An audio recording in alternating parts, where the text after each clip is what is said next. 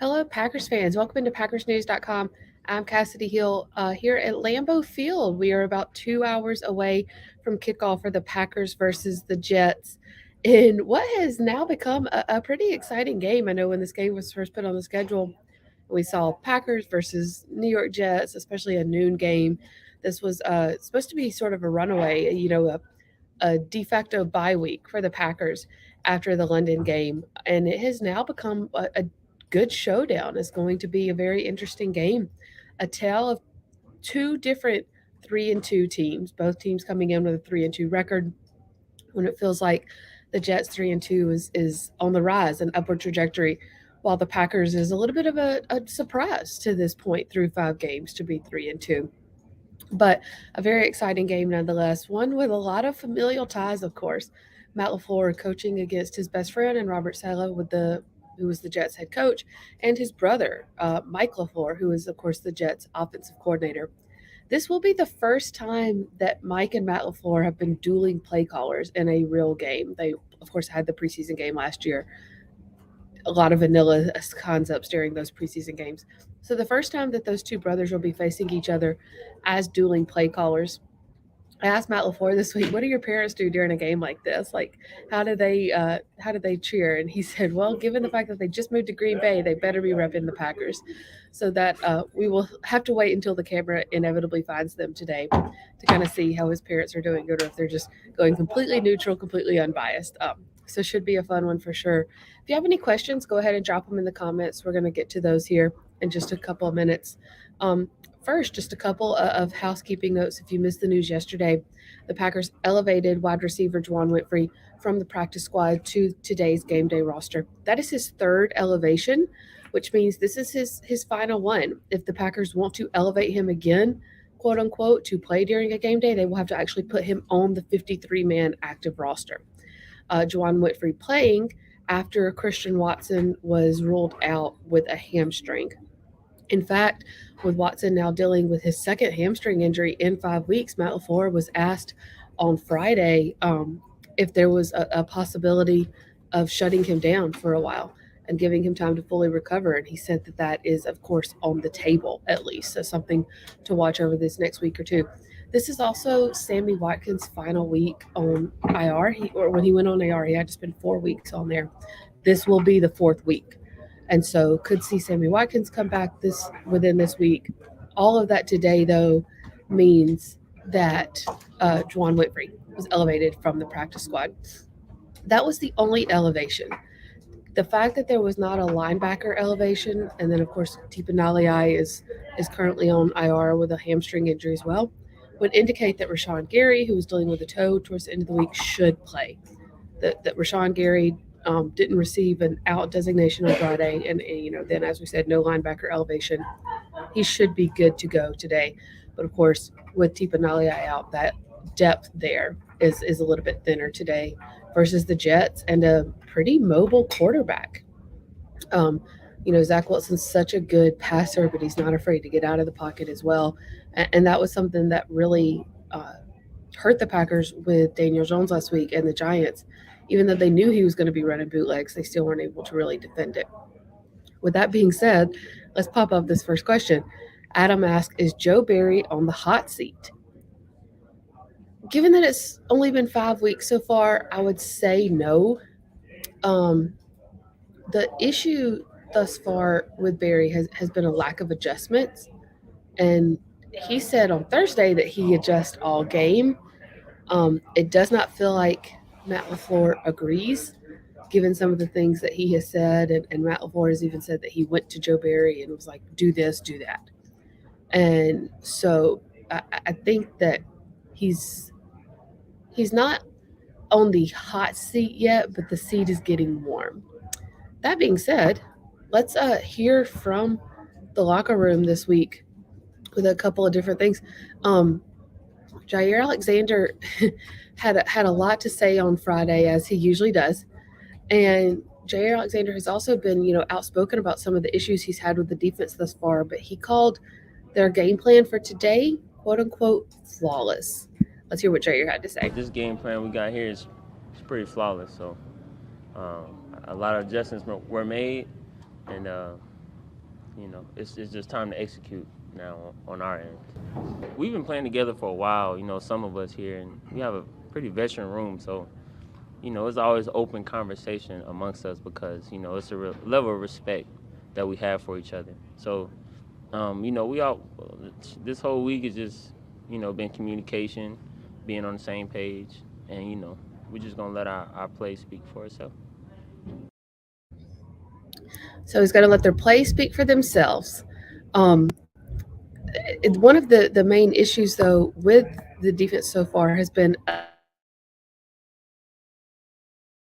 think that they are -3 in their turnover margin right now, which means not only are they turning it over on offense, which is unusual for Aaron Rodgers, but they're not getting it back on defense at all. And that was not supposed to be this defense's identity, especially consider that the, how much zone they've been playing. You should be able to create more turnovers in zone. So not only have they been playing a scheme that doesn't necessarily fit their personnel, they haven't been playing it well.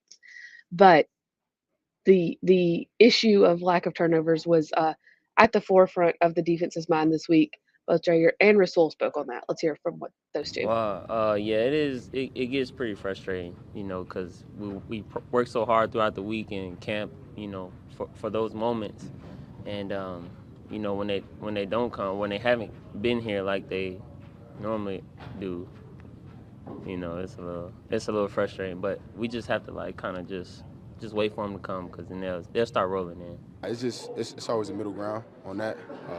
Honestly, just doing what you're supposed to do, and just communicating.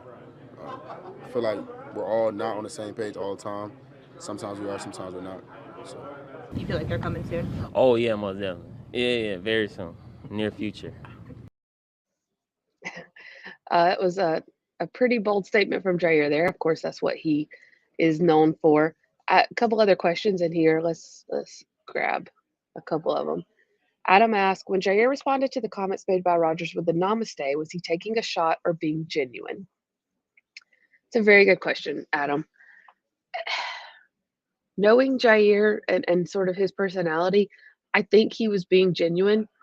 I think he knew it would kind of get a laugh, but he was also being genuine. Jair is very into meditation and yoga and being centered. If he doesn't use the word namaste necessarily as a joke, so to speak, um, I think the two of them did talk it out. We saw Jair having conversations with a couple of different guys this week.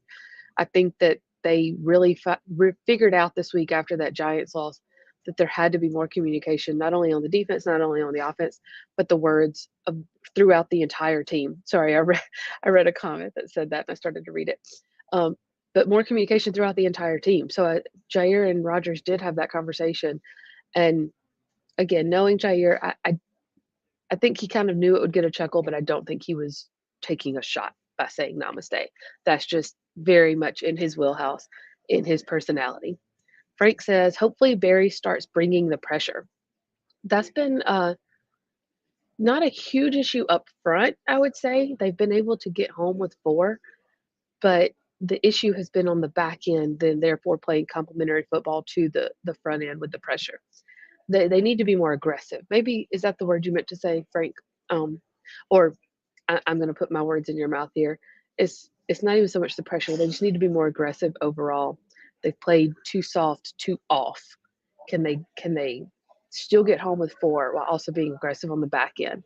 That'll make a huge difference. Yeah, Frank said yes, aggressive. That's what he meant. Um, Todd says Stokes needs to step up. They aren't throwing at Alexander. Yes, I would agree. Eric Stokes, does need to step up. He hasn't necessarily played. You can come on by, Lily.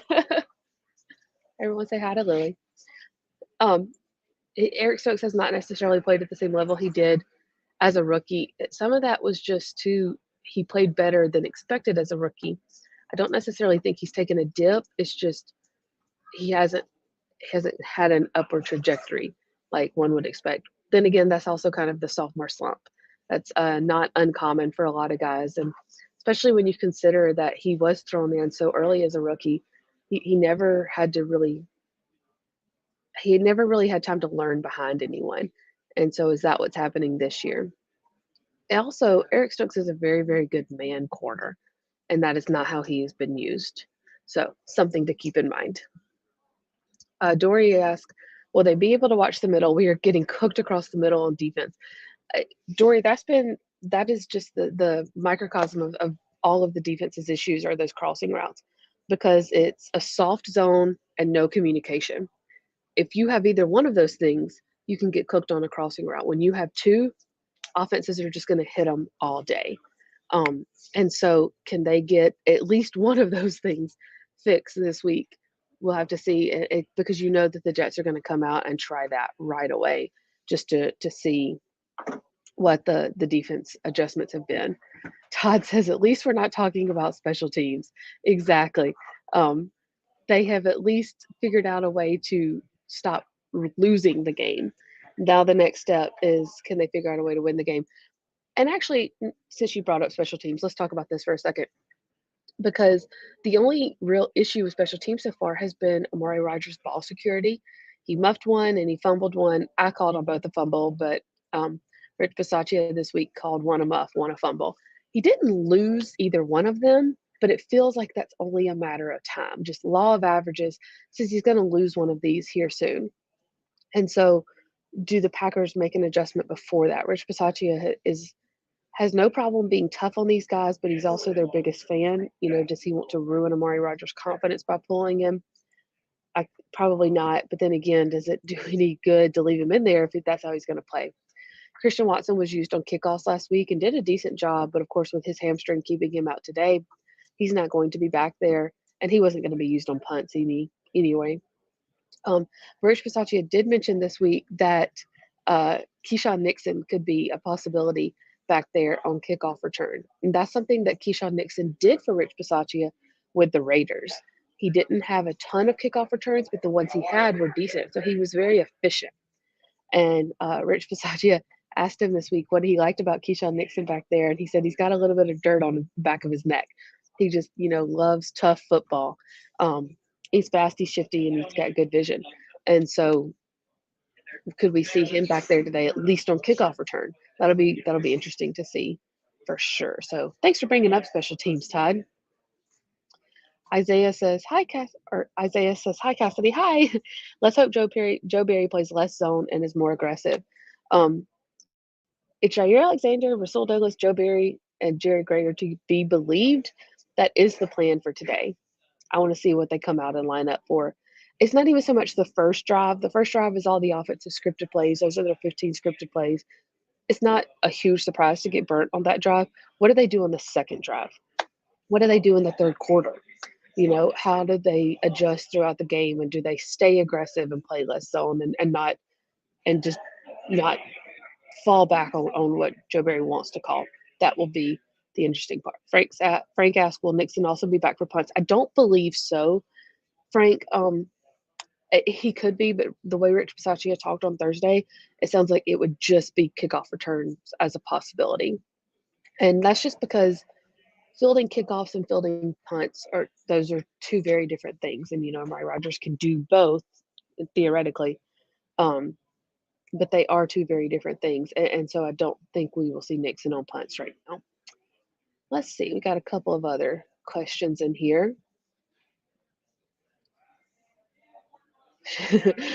Alan had a couple of comments about Joe Barry, which kind of made me laugh. But they did contain a little language, so we're not going to pop those up there. But I see you, Alan.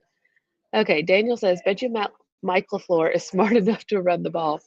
He also has Brees Hall, so I would think so. But then again, the Packers have Aaron Jones and A.J. Dillon, so you would think they would as well.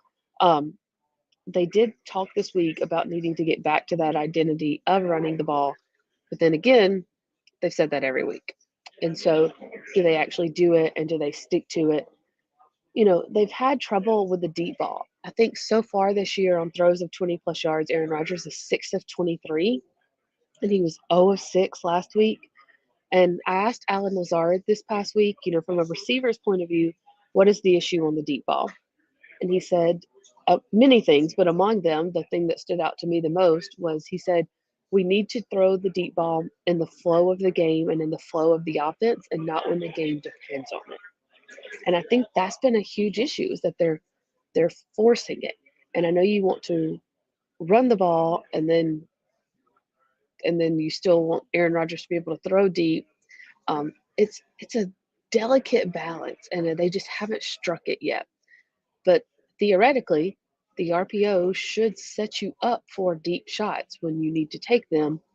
But you have to stick with the run to do that. If you don't stay committed to the run, the offense is going to dare you, or the defense is going to dare you to throw, and those deep shots aren't going to work.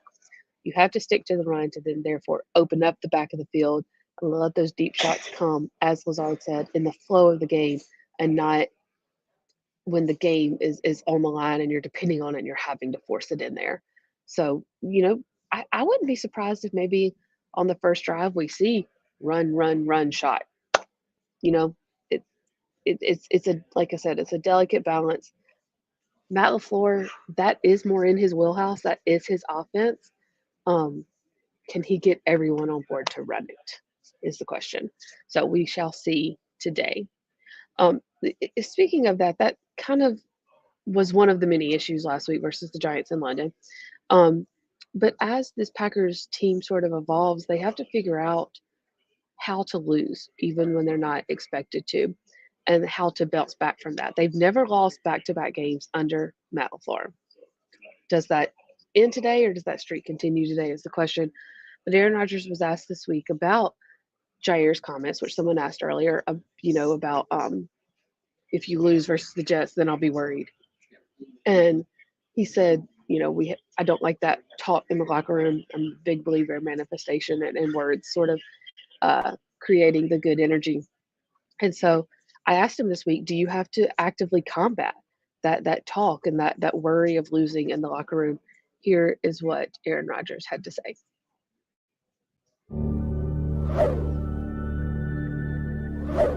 Aaron, you said on Sunday that you don't want the talk about losing to be in the locker room. Is that something you have to actively combat after a game? No, I don't think so. I don't. But the voices that are speaking need to be cognizant of how powerful words are. And I'm not talking about John. Matt had said a few weeks ago that obviously you guys would rather learn after a win, but can there be value that you see in losing like Sunday? Is there value to it? And what it can kind of do for you guys? I mean, nothing you can learn from this loss. That is it a kick to you guys a little bit, or? I mean, it shouldn't be. We shouldn't have to amp it up now that we lost a tight game. It's not a bad question. It's something that we always have to be wary of what the pulse of the team is. But anytime there's a loss, there just has to be an uptick in communication, because most of the time communication is where the void falls with the inefficiency on both sides of the ball and in teams, I'm sure. So uptick in the communication, and then the accountability's got to be there. All of us got to hold each other accountable and help us to always understand what the standard is. So a lot of communication, that seems to be what Aaron Rodgers is asking for. And as I said, just kind of watching the guys in the locker room this week, it seemed to have been more communication. The locker room was a little quieter. It wasn't as of a jovial mood as it usually is, but we saw a lot more of those private conversations happening between players. Does it make a difference today? Who's to say? But it is a step in the right direction. That being said, let's talk about the offense for a little bit. Robert asked, do you think Rodgers has to see the field better and play better? He has been throwing to the covered receiver and not seeing the open receiver. Frankly, Robert, yes, I do think that. I think he does have to see the field better and play better overall. I think he's been, I wouldn't necessarily call it hero ball, but there are times when he is, forcing those deep throws and he's going to go to the guys he trusts, which is understandable. You want to go to the guy who has already proven themselves in those situations. Alan Lazard, Randall Cobb, Robert Tonyan. But you go back and you watch the tape and there's Christian Watson running wide open down the sideline. There's Romeo Doubs coming across the end zone on that 4th and 1 versus the Giants. And Rodgers just didn't see him because he was trying so hard to get it to Lazard. So I think that every time Rodgers goes back and watches the tape, he sees that and he mentions that on Wednesday. I missed a wide open guy. I've got to trust those guys. And you see him trusting Romeo Dobbs more and more. But when those games get tight, he still goes to those three guys: Cobb, Lazard, Tunyon. And the defenses know that. You've got to get those other guys more involved if you want to have any chance of opening this thing up. And so, again, do we see that today? That's the question. Um, Matthew asked along those lines, are we going to sign a veteran free agent wide receiver? I feel like this question is the main question every week for the past 2 years. I don't know who they would sign that would be worth it, Matthew. They don't have a ton of cap space. Um, and so, who are they going to bring in that they can pay that little that can make that big of a difference? Did they try to get someone in before the trade deadline? That might be more of a possibility. I would look for a trade more than a free agent signing, and because I feel like you're getting at OBJ here, and I don't even know if he's worth it. He's gonna still be a couple of months out from being able to play the field at best. Um, and so, is he worth bringing in for what the chance of making the Super Bowl and him playing in that one game?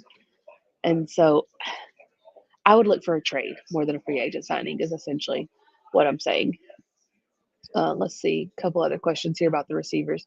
Todd says, I'd like to see Toure instead of Whitfree. Let's get him going. Toure is essentially in his redshirt year with the Packers. That being said, he is a tough guy. He is a strong guy. He's a lot stronger than he looks. I wouldn't mind seeing him in a game or two as well. Let's just see what he can do. And then let's see.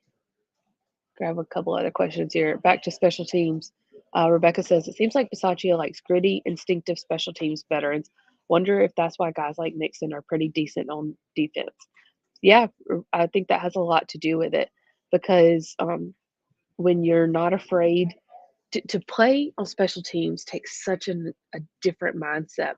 I mean, you think about the Gunners or the Flyers, as the Packers now call them. You have to just be willing to run down at 20 miles per hour and hit a guy full speed. And when you're willing to do that, defense, the physicality of defense may even seem a little easier.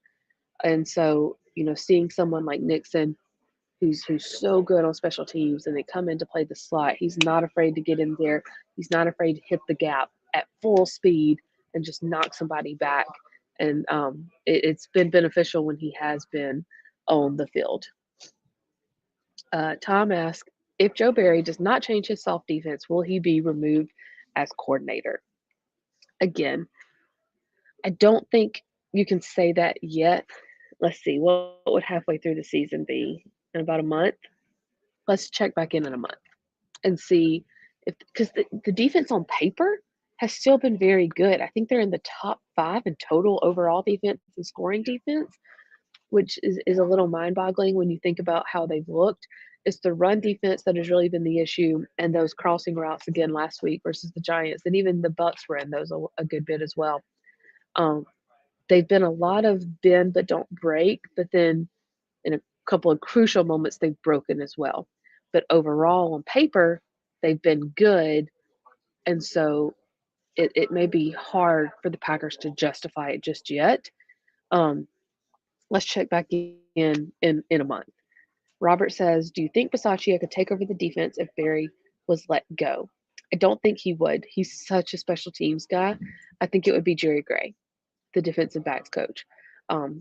He could easily fit into that role. He knows these guys and he knows the defense, because when you have a coach, here's what you have to remember. When you have a coach fired in the middle of the year, very rarely does the entire scheme change, because you can't flip an entire playbook on its head in 1 week. And so the guys still have to essentially run what they learned in training camp and in the OTAs, but just, maybe with some different tweaks and some different play calls.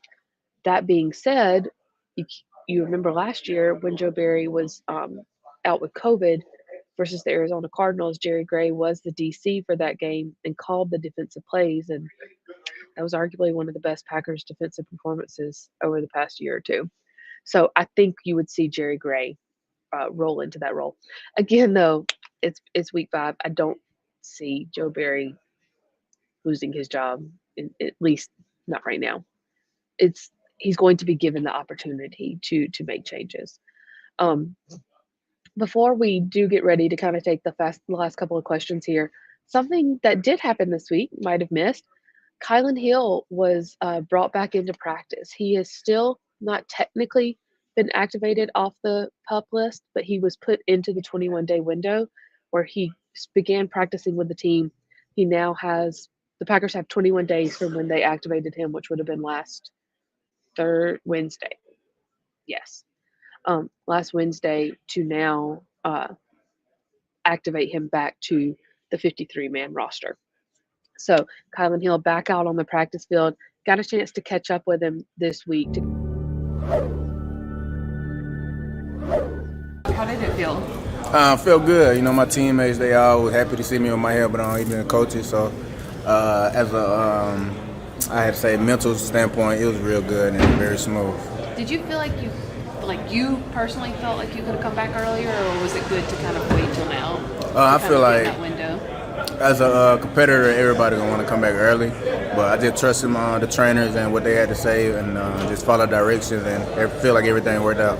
What was the toughest part of this recap? Basically, just staying patient. You know, being just watching everybody do what they do, missing the game, and just like I said, staying patient. Obviously, was the hardest thing. I know you and Robert Troyer is on the same game, right? I mean, so how much was it helpful to kind of have him there with you, and then was it even like a little bittersweet to see him get activated before you did? Oh yeah, Bobby, you know, he's a great guy. You know, his personality is very, different. You know, I tell him all the time he's very funny. So, like when he finally see me on my helmet on, he was happy, and I told him every time, even when he catch the ball when I was on the sideline, I was like, man, you looking real good. I'm happy for you. Him and David and you. Okay, you've had a practice on the knee. Yeah. What's sort of the aftermath? How does it feel? Feeling real good. You know, so far it's been 2 days in. You know, each person they ask me how I'm doing, how my knee feeling. So far, I've been feeling great, been feeling real normal. Everything just been smooth. So you're now in that 21-day window. Mm-hmm. When do you think you would feel comfortable sort of getting back on the field? I feel like I'll be ready whenever. But now it's just me trusting my trainers and seeing what they see. And obviously, if they think I'm not ready, I'm going to trust them. And whenever they say I'm ready to go. So, could see Kylin Hill back sooner rather than later. There was a question in here from Frank. Do you know if Hill can return punts? He could. And so I think that was where the Packers kind of saw their special teams, at least in the return game, start to go down last year was when they did lose Kylin Hill in that Arizona game. And so when Kylin Hill comes back, we could see a whole different return look on the Packers special teams. So keep an eye on that for the next couple of weeks. I know Inactives will be coming out here just any minute. Our Ryan Wood will have them on PackersNews.com, so keep an eye out for that. And then Tom Silverstein will have his live blog starting here in the next, I think, 45 minutes or so, leading up to, during, and after the game. So follow Tom Silverstein's live blog and Packers News. Check out those Inactives there as well. And then stay tuned to PackersNews.com after the game as well for full coverage. Pete and I will have you up for Facebook Live after the game as well, so keep an eye out for that link. And we will see you then. Thanks so much, guys.